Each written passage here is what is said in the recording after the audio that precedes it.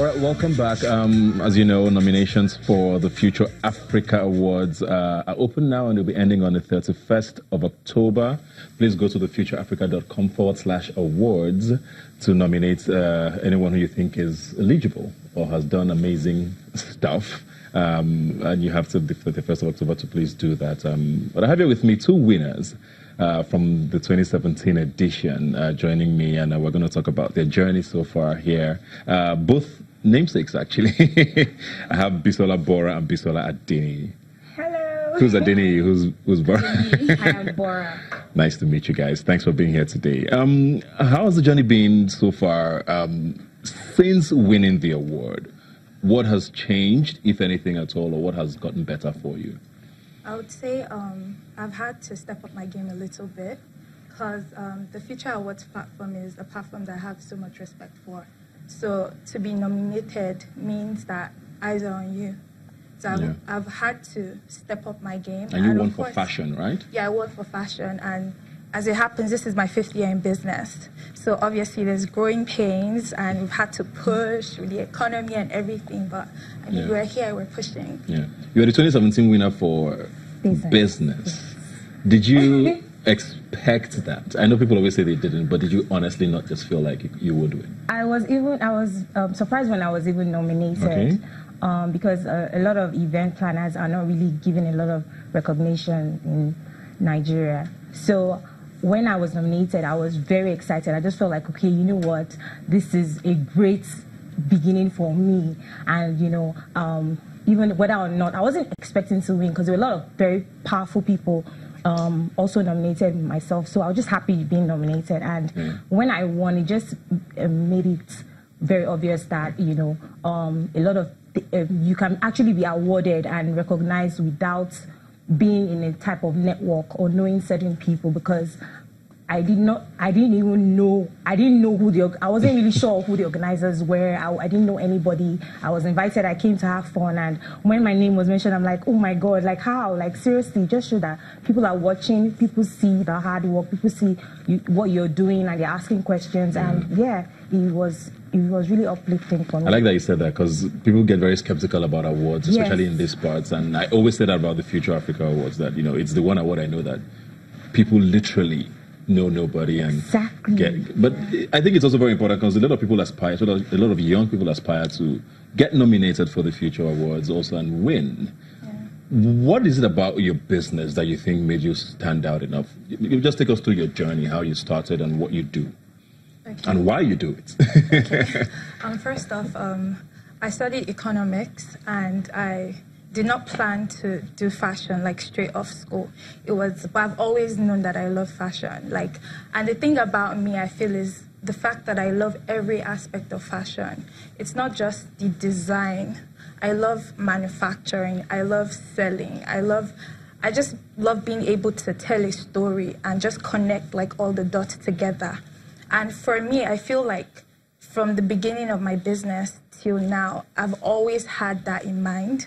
I've always had a vision that I've translated. For instance, I always saw myself hiring a lot of women. I never even knew that I would be doing it now. I just saw myself like empowering women. And now Lady Biba is 100% women.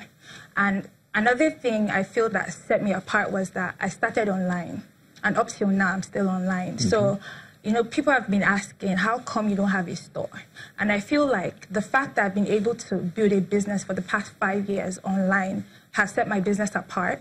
Because I remember when I first started, there weren't many websites out there, and it was Sabunta that was out there. Sabunta is now Jumia. Jumia acquired Sabunta.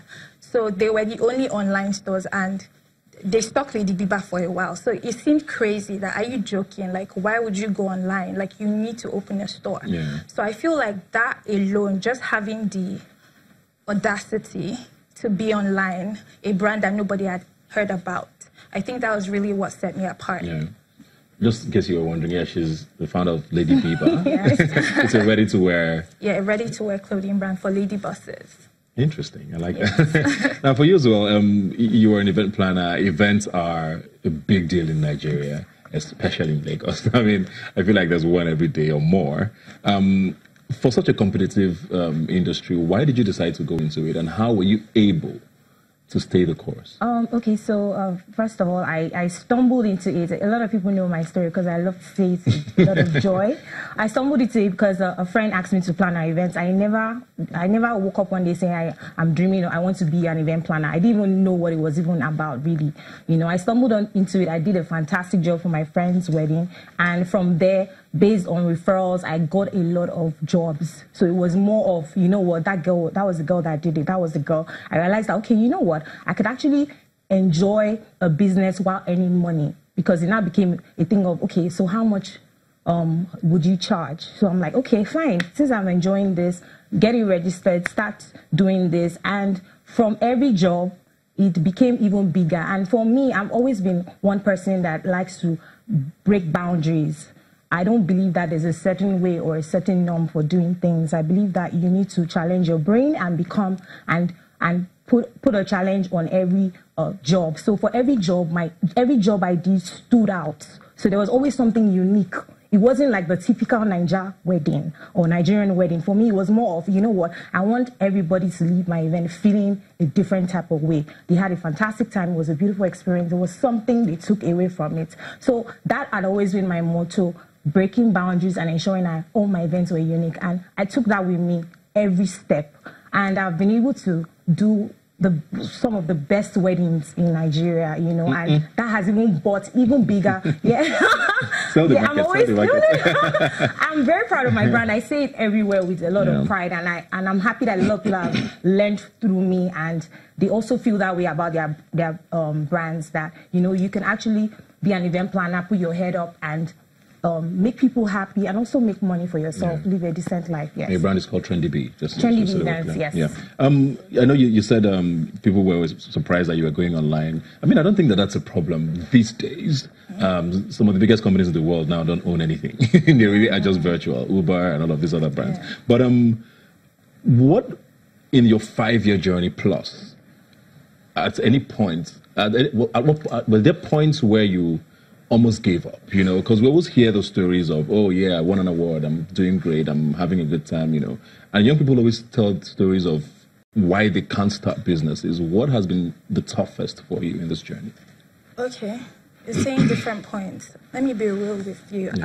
Just a few days ago, I went to my mom. I'm like, Mom, I'm done. Because I was just tired. There's a way to do business everywhere, and I feel like the Nigerian market is really particular because things are harder. Although people would say, oh, everything is hard, like every country, every economy with their own problems. But I feel like every Nigerian today that's an entrepreneur, they deserve an award just for waking up and just going out there. Because I feel like my biggest challenge would be my mindset. To just motivate yourself every morning, even when things are not working the way they're supposed to work. For me, for instance, I work with different tailors, and to be consistent. Like for me, my biggest fear is mediocrity. I love being excellent. So when you see work that's not excellent, and you're trying to communicate that this is not your DBBA standard, and people don't understand, and it seems like, oh, your own is too much.